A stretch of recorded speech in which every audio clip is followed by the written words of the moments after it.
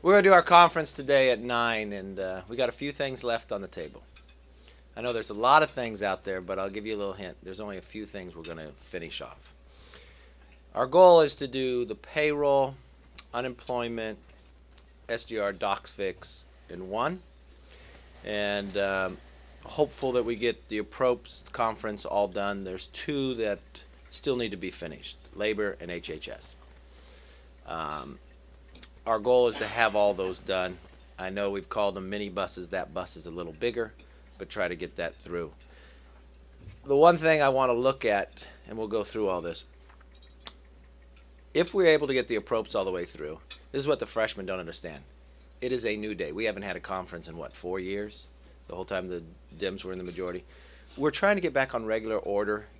If we're able to accomplish that next year, we don't have CRs, the government being ready to shut down in the middle of our process, and we can get moving. What's going to transpire if you watch, the Dems think they have a little advantage over what we have left to do, the payroll and unemployment. We're frustrated by it too. We're in December. You know, no good legislation comes out in December time, and it progresses as we go further. So we'll have a conference here at 9, figure a way that we're getting to 218, move it out. Can't rely upon the Senate to get anything to us, so maybe the timing works if the Senate accepts what we send them. We'll soon find out, but that's where we'll go. But let me give you a little talk about how we're moving. I do think the growth of your group also is a growth of our majority. We're in much better shape than we have thought in the past, and we have to remember where we've come. Just think 2 years ago. I remember when I was very first elected in 2006, I came to the Ripon Society, and we met at Bull Feathers, and I think the room went from that camera here, and there were like 2 tables. And Time magazine had, should the Republican Party change their name? Where should we go from? And that was a time where in the Weekly Standard did a little story on a guy named Paul Ryan, Eric Cantor, and myself, and the Young Guns got created. And we have a philosophical belief. You take the conservative principles, but you apply them to a solution instead of just saying no, and you move it forward. And in the last election, 63 Democrats lost, and 61 of them were young gun candidates. I'll tell you, the freshmen are not the difficulty in this process. And what's unique about these freshmen is none of them sit there and say, oh, I need to get reelected. And that's the normal thing most every freshman. They're just saying, we need to change this country. And that's a uniting force inside. The biggest challenge we have as a whip are from the conference itself. Members that have been here a long time and they accumulated a lot of votes and they go back home, they're feeling the pressure of something they voted on 8 years ago. And they're wondering where to be, and they have the difficulty. We have redistricting going on. That's creating some difficulty between the members themselves. But I will tell you from all different aspects, we were at conference here yesterday, and members getting frustrated in December. I said, look, I was talking to a good friend of mine, a Democrat on the other side, and I asked them about their conference, and they were complaining more. They thought they were losing, so we were in good shape from that perspective. But give you a little scenario. You know, I come from California. Nancy Pelosi's from California. We really don't get along very well. And we have a unique relationship. Remember, I came in 2006. She became speaker. I did recruitment. She's no longer speaker. So there's not a lot of love for me. And I call our relationship the Seinfeld relationship. You ever watch Seinfeld? Remember Jerry had this neighbor called Newman? Okay. And he'd always say, hello, Newman. Well, that's what Nancy does to me. She always says, hello, Kevin. And remember the president, he had this joint session. So anytime there's a joint session on jobs, I don't know, what is it, 2 months ago? 2-3 months ago? Whenever that, you have an escort committee that goes in and meet and greets and escorts who's ever the speaker out. And that's usually made up of the House, Senate, leadership, and some other people, whoever the leaders invite. And we go inside a room and we say hi to the president, and then we line up and we kind of walk out in order. So normally Eric will start walking with the president, and I walk with Nancy and Harry Reid. And this was September, so it was just the end of August, and so we get in line and Nancy walks up and says, hello, Kevin. And I'm trying to be nice, and remember, we had 2 special elections later that week. So she kind of harassed me when she was in the majority. So I asked her how her break was, and she was telling me about her travels, and she said she had gone to Nevada. Now remember, we had a special in Nevada, and we were up by 20 points, and I think all of our campaign ads had Nancy Pelosi in them. So I asked her, oh, was she out there campaigning for her candidate? No, she quickly, no, I was not. I was not. I was in Las Vegas. I never went in that district. She didn't want to take claim for it. And we had wiener seats. So I asked her, I said, well, Nancy, you guys just put $500,000 into the New York race. I didn't even know it was close. You know, you only had it for 90 years. Is it really that close? So she's getting a little frustrated with me. I'm being a jerk. And we're walking down to go to the floor. And she starts looking behind, you know. And I think she's just trying to change the subject. So I said, well, Nancy, is something wrong? She goes, well, Kevin, you know, I always invite a freshman to be in the escort committee. And I'm just trying to see if the freshman is here. I said, well, Nancy, you can do that. You only have 9. We can't. We have 87.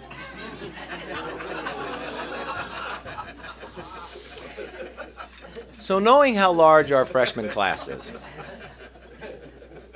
we've come a long way. I will tell you the one thing I continue to see is we will not get out of this problem just by cutting. We have to grow this economy. And if you look at this presidential campaign, the thing that the country is so hungry for are 2 things. A leader that leads and a tax policy that unshackles what holds us back. We are in 1980 more so than I've ever seen historically. Go back to 1980 and look at the factors. We had a big conflict with Iran. We still have a big challenge with Iran. We have an energy crisis. We have oil at a high place. We have resources that we could actually capture here in America, and we're fighting and not allowed to be able to get them. We had a challenge for the first time in 1980 when you polled, will this generation be better off than the generation before it? For the first time it hit 50%. Now it hits an all-time high. You had a question of whether the best days were behind us or in front of us. You had a challenge to whether our foreign policy was strong or not. You had unemployment. I mean, I still remember as a young kid, it's whether when you could get gasoline was based upon whether you ended in an odd or an even that day. You had television shows that the fear that Japan was going to surpass us in our economy. Those were big challenges, were they not? But the thing that we had in 1980 we didn't have now, we had inflation. We were fighting the communists in the Soviet Union. Today we fight them in occupying our parks. It's a uniqueness. But what I think is transpiring from 1980 and today is a battle that's hinging up to the 2012 election. If you look back in history, you will find we are in the third of a waves election. In 2008, the country did say they wanted change, and they did say they wanted government to do more. They just didn't say how much. In 2010, they said government has done too much, and they made another change. 2012 is going to be the fight for the heart and soul of the size and scope of what we want government and America to be. Now, I'm one that wants that fight. I think we're poised for it. I think we have to have it. Look, when I grew up in Bakersfield, I grew up on the wrong side of town. I was a smart aleck, as you can tell. And I got in a few fights. Every fight that I got into in the playground where the teacher broke up beforehand, where it wasn't decided, I had to fight again. You had to determine who won and who lost. If we do not have this fight and win, we will not have the ability to fight it again later. You'll have too many people living off government. We will become that socialist, democratic European country that many on the other side desire it to be. So I think we're poised in the right place. Look, in 1980 we were able to accomplish it. Maybe we don't have a Reagan sitting out there, but I think this freshman class is pretty much Reagan-esque. I also think one of these candidates need to rise to the occasion. I may be a little simplistic from where I come from, but I think there's only 2 types of presidential leaders. You're either a thermometer or a thermostat. The president is a thermometer. What does a thermometer do for you? It tells you one thing, the temperature. Everybody in the room already knows what the temperature is, but he gets to be the leader because he says it. He can't change the temperature. He doesn't have any other skill set than everybody else sitting in the room, and that's all you get. He leads from behind. A thermostat is a Reagan, a Winston Churchill. It will tell you it's 100 degrees in this room, and I know you're uncomfortable. We will get you to 72. But you're also going to have to do certain actions. And when you do these actions, you're still going to be hot at 98. Going to have to do something else? You're still going to be warm at 96. And the press is going to press you for why you haven't solved it yet. We'll eventually get there. That is what we're hungry for. And the way to be able to do that, take it right to the people. Fight for what the country should stand for. Don't back away. And don't pick a decision based upon politics. Let's start picking them on policy. This is the time that the American people want it. This is why Chris Christie is so popular. Did you watch his latest debate in his town hall meeting with a guy that says he makes his staff pepper people with questions? I loved his answer. If I did that, why would I have asked you to ask a question? You know, it's a direct answer of where they go. And lots of times you only hear from Washington what is wrong with the country. Look, when I was in graduate school, I always did what were SWOT analysis. You ever do them? The strength, weakness, assets, and threats. So we know what our threats are. But if you ever stop to look, what position are we in to accomplish and overachieve our? Look at your assets. We are the largest economy in the world. We have the greatest form of government in our Constitution. The power rests with the people. They can change it without one shot being fired. We have the strongest military in any time. Uniqueness was, you don't quite realize the greatness of the country until you travel to another. This summer I took a group of like 30 freshmen to Israel, and we're meeting with Shimon Peres. And he speaks very softly, but he has unbelievable things. He says, you know, you come from a great nation. Unlike any others in society has ever been. Because you're willing to risk the ultimate sacrifice for someone else to have freedom and liberty. But what makes America great is not what it takes, but what it gives. You know how strong that is to hear a leader of another country say that about your nation and how they look at it? And sometimes you forget that. We do not create refugees, we still accept them. We can become energy independent. We have the resources to do it. It's just whether we want to tap them. If you're wealthy and you live in another country, you still want to send your children here for their education, and you still want to come here for your health care. That is a very good starting point. And I do not believe the plan that the president has to divide the nation is what we normally elect people. We don't elect people by being dividers. We elect people that unite us, actually. He did that in the last election. Yes, we can. But his numbers are so low, he wants to divide us. That's part of the problem with the House. He's running against the House. That's a Truman-style campaign, but that won't sustain itself once we pick our nominee. It'll be mano a mano. I think our battles are going to continue to grow, but I hope next year, when we get done with this year, is all about the size and scope of what government and what the whole part of America should be. And the only way we'll get that is a brand new tax policy that unshackles what holds us back. And the only thing that poised it even greater, when I first became whip, the president called to ask us down for lunch, Boehner and Cantor. So we go down there to lunch. And you have to understand, I haven't been to the White House very often in my life outside of a Christmas party. So we go to this little room right outside the Oval Office. My first thought is there's no teacher I ever had thought I could be in this room.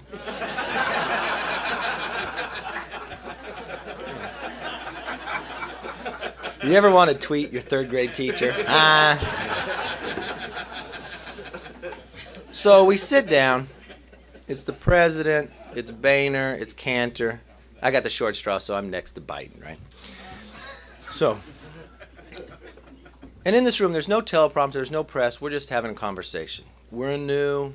He wants to build a relationship. We want to build a relation. We're having a very open, frank about the challenges. And I always try to figure out where someone's coming from. I have a philosophical belief when you get past 40, your philosophy and principles are based upon your life experiences. It's no longer what you read in a book, it's what you've experienced. And you believe it because you have experienced it. Well, my background from a small business, working through legislative and others, that's my background. When I look at the president, he's been a Secretary of State. He's been a state senator. He's been a community organizer. He's worked in the labor union amendment, and he's been an attorney. No disrespect for any of those occupations. They're all very worthy occupations. But there's one thread that goes through all of them. They all redistribute wealth. They don't create wealth. So when he sat there and challenged it based upon my principles and his, he thinks the world's only this big. And he thinks the world is unfair. So he thinks his role is to change the slices of the pie. Well, I agree with him the world's this big, but I think you grow the pie then. You make the economy larger to solve the problem instead of limiting what somebody can have. And that's the fundamental principle of the differences what we have, and I think that's what we will battle over. It's going to be a good battle, and I think it's worthy. The other thing, what was it? I never know how the week. Was it last week? It was Winston Churchill's anniversary of his birthday. Remember what Winston Churchill said about America? You can always count on Americans to do what's right after they exhausted every other option. Well, we have done that. It feels like a malaise for quite some time, but I think America is poised. 2012 will either be the mark of the great American comeback or our slow fade into history. Now, you belong to an unbelievable group that does great work. You toil in a business about government trying to make it better, where your approval rating is always low. I think for the first time, ours is lower than yours. I understand that. But you got to think from where I come from. I come from a small town. Cesar Chavez is buried in my town. In my district, Cesar Chavez is buried. The diversity of what I represent, from agriculture to energy and oil to aerospace to winery. It is a cross-section. It is a microcosm of America. I grew up in a family of all Democrats, but I was always a Republican. And you know the day that it clicked on me? It wasn't my parents sitting me down. It was watching an action of a president of Jimmy Carter. He put a sweater on, he turned down the heater, and he said the best days of this country were behind it, and we had to accept it. Another guy got up to a podium like this, and he said, no pastels, let's fly the bold colors and go to that shiny city on the hill. I didn't know either men, but I knew who I wanted to follow. Now, Reagan never had to tell me that shiny city on the hill was America. I knew what that was. He never had to tell me what that light beamed. I knew the freedom and liberty, and I knew it went beyond from California to D.C. I knew it went beyond the Berlin Wall. It's the best of America. Now, there's probably not one of you in the room that doesn't disagree that's America. But is there anybody in this room that doesn't believe that that light's been dimmed a little?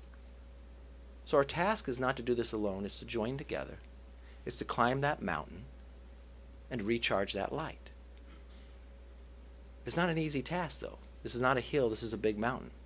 It won't take us in one day or one night. It won't take us one bill. I was in the high school the other day, and we were talking about where America has stumbled. And literally, this one student asked me, the failure of capitalism in America to the success of communism in China as a model. I said, we didn't get in this problem overnight, and I like to compete. Yeah, I like sports. I play my politics like I play my sports. They're all contact. And I asked the student what he did, and he happened to be a swimmer. I said, well, let me give you an analogy that maybe you can understand better. If you pick America to show that this has been an incremental climb, it's kind of like boiling the frog since the Great Society forward. And that's why I want the fight in 2012, because we'll lose it if it gets too far. Let's say America's a swimmer, and we're competing with every country in the world. We go to jump in the pool after World War II. Not only do we win, we're out of the pool and dried off before second and third even show up. And we say as a country, America, you need to wear a 10-pound weight. We jump back in the pool and we win. You ought to wear a 50-pound weight. We still win. We get a 100-pound weight pretty soon, second and third, not far behind us. Today, we finally tell them we have to put on a 300-pound weight, and we don't win. But no one says take off the weight belt. We just say America doesn't swim like they used to. We have to reflect what we have done to ourselves. Yes, it's like 1980. But when we unshackled, Japan never caught us. But you know the difference between 1980 and today? We were not in a global economy in 1980. There were two Berlins. China was not opened up. The Soviet Union was still there. But we never changed our policy to allow us to compete. So today, not only do we wear a 300-pound weight, we don't even get to start when everybody else starts. So either we decide we want to compete on the same starting line, or we're going to have a big challenge. Now, I think as we climb this mountain, it'll take us a few days. I can map it out the exact time, put my Garmin to it, and you know when we hit the top? November 2012. I do believe we maintain the House. Most inside baseball you can take of looking at the House, retirements. 17 Democrats have retired. My goal last year in recruitment was try to get 15 to retire. Historically, you do not switch the House with this side of the difference in a presidential election. The focus just won't be there. And I don't think they ever were able to get back the majority as long as Pelosi is their leader. The country asked for something new. The Senate, I think the Republicans capture. The presidency is totally in play. Only 2 presidents have ever come back from the numbers of where this president is at. One was Reagan, and he had an economy and a policy that got him there. Clinton did it twice with never getting 50%. So if otherwise get third parties, it's not going to work. So I think we got big challenges. This month will tell a lot. This month will also show that Republicans in the House unite, because I don't think the Dems will help us one bit.